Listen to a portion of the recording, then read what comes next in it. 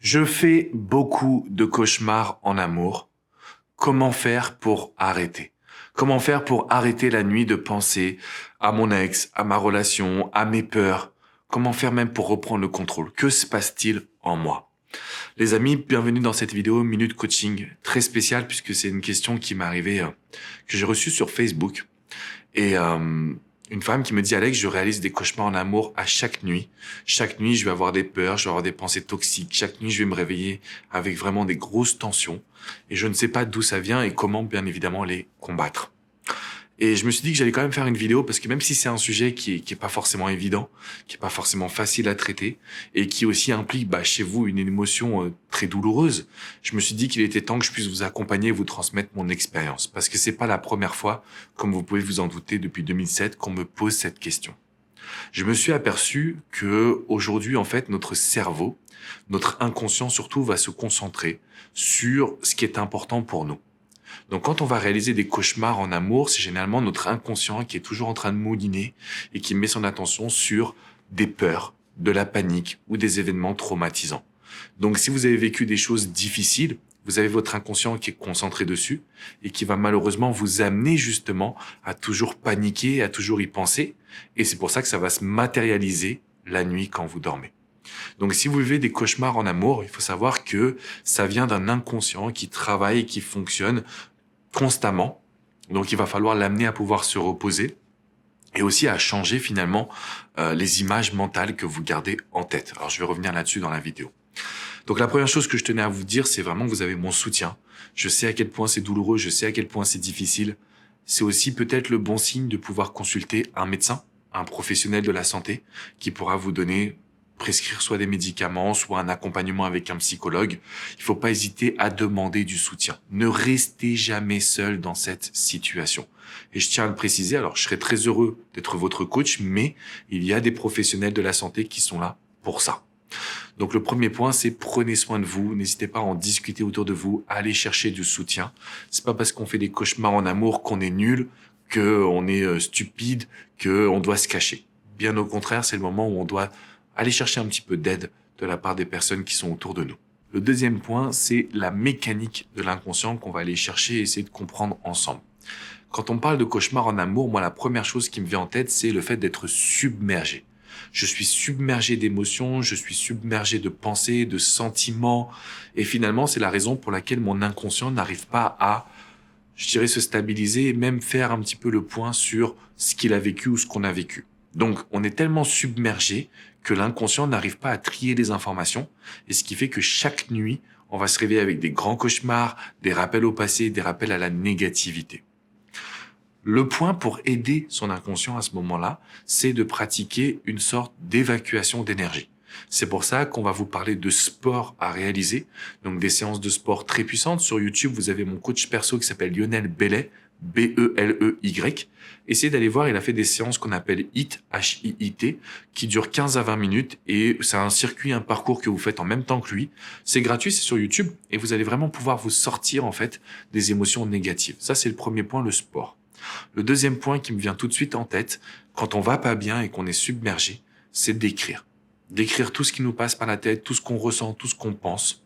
Et si c'est négatif, on va faire l'acte symbolique de brûler la feuille pour se dire, voilà, je me libère finalement de toutes ces pensées toxiques. Si on est dans une phase où on a des cauchemars, c'est que ces pensées, elles sont quand même ancrées. Donc c'est pas à faire qu'une seule fois. Ce sont des exercices à répéter. C'est pas une séance de sport qui va révolutionner le quotidien. Mais 3-4 séances de sport dans la semaine, au bout de 3-4 semaines, on est vraiment sur une phase d'émotions positives. Donc, on va vider un petit peu son réservoir émotionnel. On a le sport, on a le journal intime à tenir, en tout cas le fait d'écrire et de se poser. On a tout ce qui est aussi éveil spirituel. Donc ça va être la méditation, les prières si vous êtes religieux, le fait de lire des bouquins de développement personnel, tout ce qui va nous permettre vraiment d'être dans le yoga aussi d'ailleurs, d'être dans un éveil spirituel. Le quatrième point, pour moi, c'est le fait d'entretenir la dopamine qui est l'hormone du bonheur. Donc c'est le fait de sourire. On va se forcer à sourire, on va regarder des vidéos des humoristes, on va regarder des films qu'on apprécie et on va passer du temps avec les gens qui nous font du bien.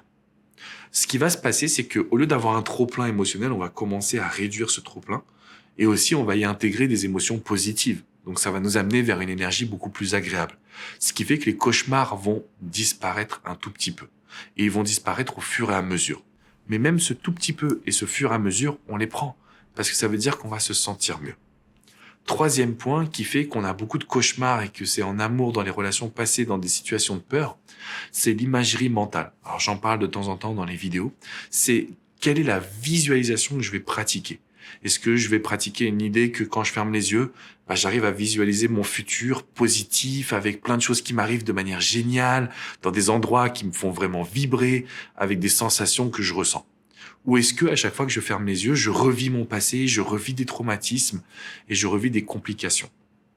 Grosso modo, si tous les soirs avant d'aller vous endormir, vous prenez 5 à 10 minutes pour mettre votre musique préférée et vous commencez une visualisation positive, vous allez imaginer des choses positives. Ça peut être votre journée du lendemain, ça peut être quelque chose à plus long terme, ça peut être aussi ne serait-ce que de vous rappeler un souvenir super agréable que vous avez vécu.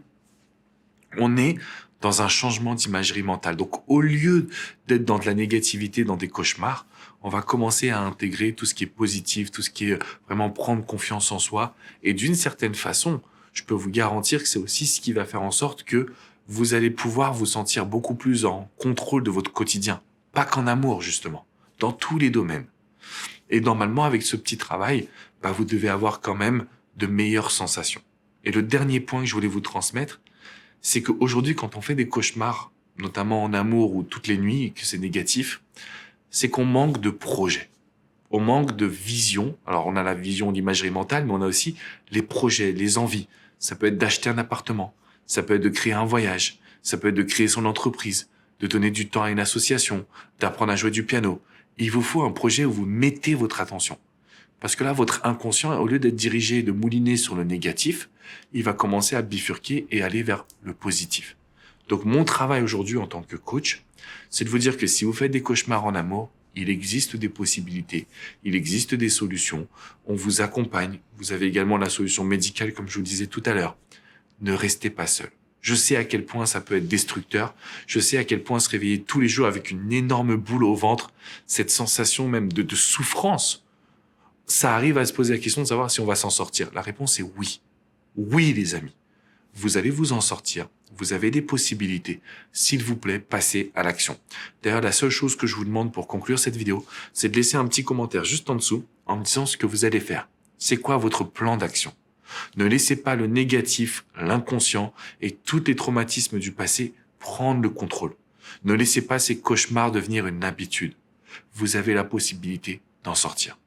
Je vous invite quand même à mettre un petit pouce bleu, un like à cette vidéo, à la partager. Si vous avez des amis qui souffrent de cette situation, ne gardez pas cette vidéo pour vous. Et si jamais vous voulez aller plus loin, bien rendez-vous sur le bouton s'abonner juste en dessous. Vous cliquez sur le bouton s'abonner, vous rejoignez cette communauté et je serai très heureux d'être votre coach, de vous accompagner et de ne pas vous lâcher. De vous montrer que ensemble, on va pouvoir combattre toutes ces pensées négatives. À vous de jouer, j'attends votre plan d'action dans les commentaires juste en dessous.